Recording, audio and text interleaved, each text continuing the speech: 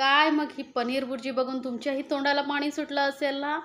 एवढी जबरदस्त टेस्टी ही पनीर भुर्जी लागते ना आणि दिसायलाही तेवढीच सुंदर आहे। असं टेक्स्चर तुम्ही बघू शकता, एकदम ग्रेव्हीवाली पनीर भुर्जी आपण घरी कसं बनवायचं ते पाहणार आहोत। रेसिपी साधी सोपी आहे, पूर्ण पहा म्हणजे तुम्हाला कळेल, कारण यामध्ये आपण एक असं सिक्रेट इन्ग्रेडियंट्स घातलेलं आहे ज्यामुळे आपल्या पनीर भुर्जीला एकदम बाहेर रेस्टॉरंट ढाब्यासारखा टेक्स्चर येतं। आणि त्यासाठी आपण काय करणार आहोत ते पहा। अगदी सोपी आणि सहज कोणीही बनवू शकेल असं हे पनीर भुर्जी आहे। अशी सजून तुम्हाला बाहेर दिली जाते ना पनीर भुर्जी, तसंच आपण घरी बनवणार आहोत। ही पनीर भुर्जी तुम्ही ब्रेड, पाव, नान, रोटी बरोबर खाऊ शकता। चवीला एकदम अप्रतिम लागते। जर रेसिपी आवडत असेल तर चॅनलला लाईक्स, कमेंट्स आणि सबस्क्राईब करायला विसरू नका। सोबतच बेल आयकॉनवरती नक्की क्लिक करा, म्हणजे काय होईल, माझ्या नवीन रेसिपीचे नोटिफिकेशन लगेचच तुमच्यापर्यंत पोहोचेल। तर आपल्याला रेसिपीसाठी लागणार आहे सर्वात महत्त्वाचं म्हणजे पनीर। तर इथे मी पाव किलो पनीर घेतलेलं आहे आणि मलाई पनीर घ्यायचं, यामुळे ना पनीर भुर्जीला खूप छान टेक्स्चर येतं। जे पॅकेटवालं पनीर येतं ना ते वापरू नका, त्याने तसं टेक्स्चर येणार नाही आणि टेस्टही येणार नाही। डेअरीवरती मिळतं ना ते पनीर घ्या। आता हे पनीर तुम्हाला समजा डेअरीवर नाहीच मिळालं तर मग तुम्ही पॅकेटचं वापरू शकता।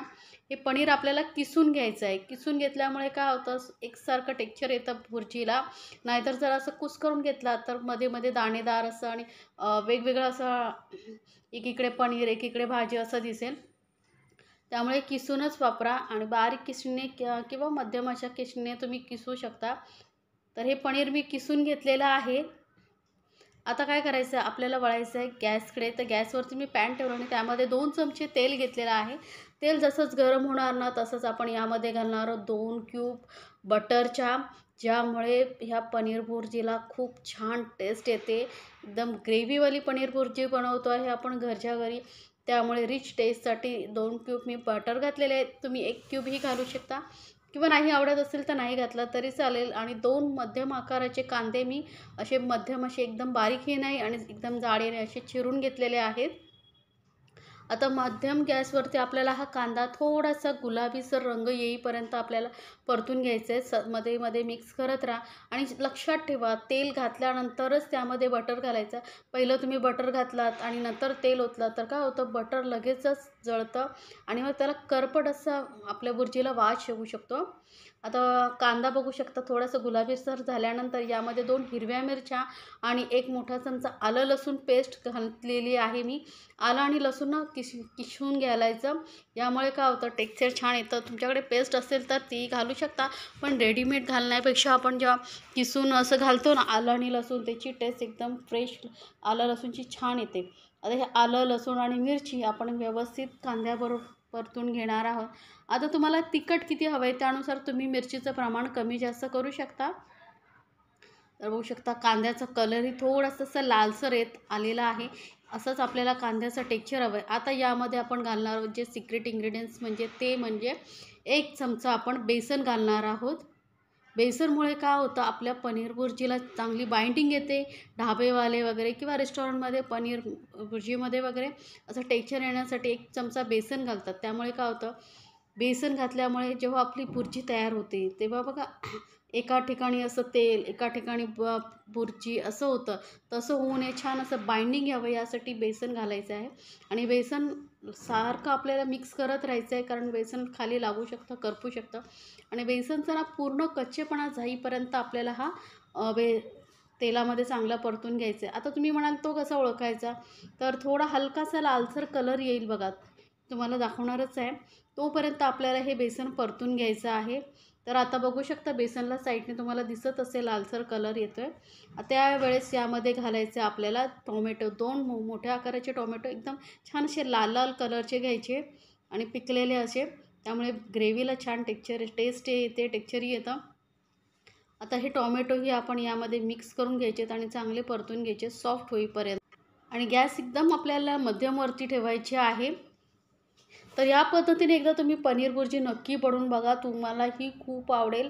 आणि जर रेसिपी आवडत असेल तर खरंच चॅनलला लाईक्स, कमेंट्स आणि सबस्क्राईब करायला विसरू नका। आता आपला टोमॅटो बघा छान असा शिजतो आहे। तर टोमॅटो लवकर सॉफ्ट होण्यासाठी यामध्ये घालायचं आहे चवीनुसार मीठ। परत व्यवस्थित आपल्याला मिक्स करून घ्यायचं. आता गॅस आपल्याला एकदम मंदावरती ठेवायची आहे, कारण ह्यामध्ये आपण बेसन घातलं आहे. ते बेसन कसं तळायला लागतं, त्यामुळे मंद गॅसवरती आपल्याला सतत मिक्स करत राहायचं आहे. आता टोमॅटो चांगला शिजला गेला आहे. त्यानंतर आपण यामध्ये मसाले घालायचे. तर पाव चमचा मी हळद घालते आणि अर्धा चमचा काश्मीरी लाल मिरची पावडर घालते. काश्मीरी लाल मिरची पावडरमुळे काय कलर खूप छान येतो. आणि अर्धा चमचा इथे मी किचन किंग मसाला घालते. किचन किंग मसाला नक्की घालून बघा, खूप छान टेक्स्चर येतं किचन किंग मसाल्यामुळे. ग्रेव्हीला टेस्टही खूप छान येते. तर हे नक्की किचन किंग मसाला नसेल तर तुम्ही सब्जी मसाला घालू शकता किंवा मग गरम मसाल्याचा वापर थोडासा केला तरी चालेल. आता हे मसाले घातल्यानंतर आपल्याला थोडं व्यवस्थित मिक्स करून घ्यायचं आहे. आता मसाले जळू नये यामुळे यामध्ये ना थोडंसं पाणी घालायचं आहे आपल्याला, नाहीतर आपले मसाले खाली तळायला जळू शकतात. तर जास्त नाही, फक्त पाव कप एवढं मी पाणी घालते. तर पाणी घालून आपण परत मिक्स करून घ्यायचं आहे. जास्त ग्रेव्हीवाला म्हणजे पाणी जास्त नाही घालायचं, कारण एकदम पातळ आपल्याला ग्रेव्ही नको आहे. असं घट्टसर अशी ग्रेव्ही हवी आहे, त्यामुळे मग थोडंसंच पाणी घालायचं, पाव कप एवढं. आणि जर असं वाटलं तुम्हाला थोड्या वेळाने की थोडीशी दाटसर होते, तर मग थोडंसं पाणी तुम्ही अजून वाढवू शकता. तर 2 मिनटं याला मी कवर करून शिजू देते एकदम मंद गॅसवरती. तो 2 मिनटांनी बघू शकता मस्त असा कलर आणि टेक्स्चरही खूप छान आलेलं आहे. तेलही आणि बटरही छान असं सुटलेलं आहे आपल्या ग्रेव्हीला. तर व्यवस्थित परत मिक्स करून घेऊया. तर सर्व ग्रेव्ही आपण व्यवस्थित मिक्स करून घेतलेली आहे. कलर बघू शकता, खरंच खूप सुगंध असा सुटलेला आहे किचनमध्ये पूर्ण. आता यामध्ये आपल्याला थोडेसे मसाले अजून ॲड करायचे आहेत. ते म्हणजे इथे मी घेतलेला आहे अर्धा चमचा धने पावडर आणि अगदी पाव चमचा एवढा मी कसुरी मेथी घेतलेली आहे. कसुरी मेथी तव्यावरती थोडी गरम करायची आणि थोडंसं पावडरसारखं करायचं, म्हणजे टेक्स्चर आणि टेस्टही खूप छान येते. तर कसुरी मेथी एकदा नक्की पनीर भुर्जीमध्ये घालून बघा, खूप छान टेस्ट लागते.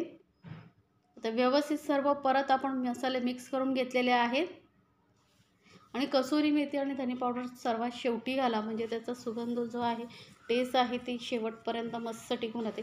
थोडंसं अगदी मी 2-3 चमचे अजून पाणी घातलेलं आहे, कारण थोडी ग्रेव्ही अजून घट्ट झालेली आहे. कारण यामध्ये जर आपण पनीर घातलं तर ते अजून घट्ट होईल, त्यामुळे थोडंसं पाणी घातलेलं आहे. पाव कपपेक्षाही कमी पाणी घातलेलं आहे, पाव कपचं अर्धं पाणी घातलेलं आहे. आता यामध्ये घालून घेऊया पनीर जे आपण किसून घेतलं होतं. तर सर्व पनीर घालून व्यवस्थित मिक्स करून घ्यायचं आहे. आणि गॅस लक्षात ठेवा, एकदम मंदवरती ठेवायची आहे, अजिबात मीडियमवरती वगैरे ठेवू नका, नाहीतर काय होईल, पटापट असं शिजल्यासारखं होईल. आणि पनीर आपल्याला जास्त वेळ शिजवायचा नाही आहे. आता जर पनीर जास्त वेळ शिजवला तर काय होतं, थोडं कडक असं होतं आणि मग खातानाही टेस्ट येत नाही. त्यामुळे फक्त मिक्स करून घ्यायचं आहे आणि 1 मिनिटभर आपण फक्त मिक्स करत राहायचं, म्हणजे व्यवस्थित आपलं पनीर भुर्जी आहे तयार होते. या ज्या मी काही टिप्स सांगते त्या फॉलो करून तुम्ही जर पनीर भुर्जी बनवणार ना, एकदम बाहेरची ही पनीर भुर्जी खाणं विसरून जाल, एवढं खूप जबरदस्त टेस्टी लागते. आता यामध्ये थोडंसं वरून मी कोथिंबीर घातलेली आहे आणि गरमागरम ही अशी आपली पनीर भुर्जी तयार झालेली आहे. रोटी, नान बरोबर किंवा ब्रेड पावबरोबर तुम्ही खाऊ शकता. तर नक्की बनवा आणि मला कमेंट्समध्ये जरूर सांगा तुम्हाला ही रेसिपी कशी वाटली. आणि रेसिपी आवडत असेल तर तुमच्या फ्रेंड सर्कलमध्येही जरूर शेअर करा, म्हणजे त्यांनाही या रेसिपीचा आनंद घेता येईल. तर बघू शकता असं मस्त ग्रेव्हीसारखी आपली पनीर भुर्जी तयार झालेली आहे. तर तुम्ही कुठल्या पद्धतीने बनवता तेही मला कमेंट्समध्ये जरूर सांगा. आणि हा रेसिपी व्हिडिओ तुम्ही कुठल्या शहरातून, कुठल्या देशातून पाहताय तेही मला कमेंट्समध्ये जरूर सांगा.